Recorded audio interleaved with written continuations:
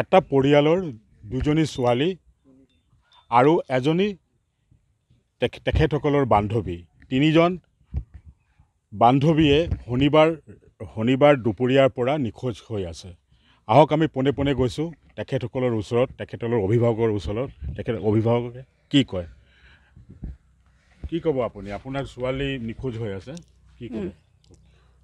মই নিখোজ হৈ আছে, এইটো আপোনালোকে সহায় কৰি যেনে হ'লেও আমাক ছোৱালীজনীক ওলাই দিয়ক। আমাৰ ছোৱালীজনী তেনেকুৱা টাইপৰ নহয় যে কাৰোবাৰ লগত পলাই যাব বুলি। ইহঁতক মানে কোনোবা ফুচলাই টুচলাই লৈ গৈছে। আপোনালোকে প্লিজ হেল্প কৰক আমাক। ঘটনাটো কি হৈছিলে কওকচোন? ঘটনাটো মানে কি হয়, দুপৰীয়া মানে আমি তেনেকুৱা একো চিম্পল পোৱাই নাই যে আমাৰ ছোৱালীজনী ক'ৰবাত যাব বা পলাই যাব, এনেকুৱা একো হেৰি নাই।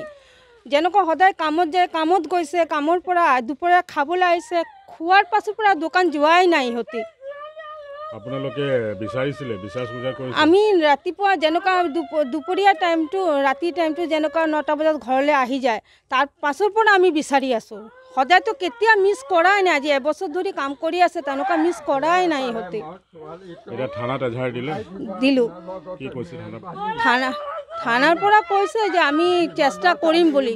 ইহঁতে চেষ্টা কৰিম বুলিছে, ইমানটোৱে ক'লে। কিন্তু আপোনালোকে প্লিজ মানে হেৰি কৰক, হেল্প কৰক আমাক, যেনে আমাৰ থানাৰ পৰা মানে আমাক সোনকালে কামটো কৰি দিয়ে।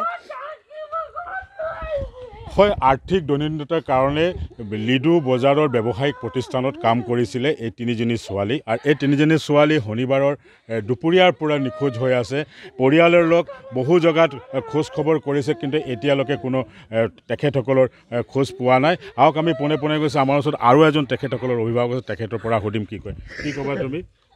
মই এইটো ক'বলৈ গৈছোঁ আৰক্ষীজনক, মোৰ 3টা ছোৱালী যিমান সোনকালে পাৰক আপোনালোকে এইটো ওলাই দিয়ক। বৰ ধন্যবাদ জনাওঁ আপোনালোকে, কেনে আমি মোক গৰীব দুখীয়া মানিব যেনে তেনে কৰি কমাই খাই আছোঁ।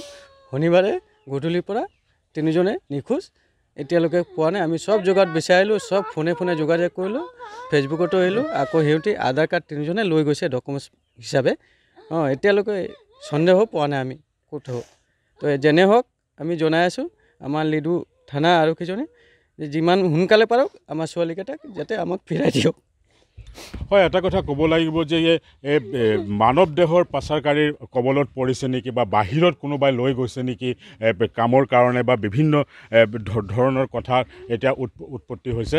আৰু মই দেখাই আছোঁ এই পৰিয়ালহঁতে এটা গৰীব দুখীয়া পৰিয়াল, তেখেতে আৰ্থিক দৈনন্দিনতাৰ ছোৱালীকেইটা এই ব্যৱসায়িক প্ৰতিষ্ঠানত কাম কৰিছে। মই সহযোগে দেখাই আছে ইয়াৰ সমগ্ৰ পৰিৱেশ।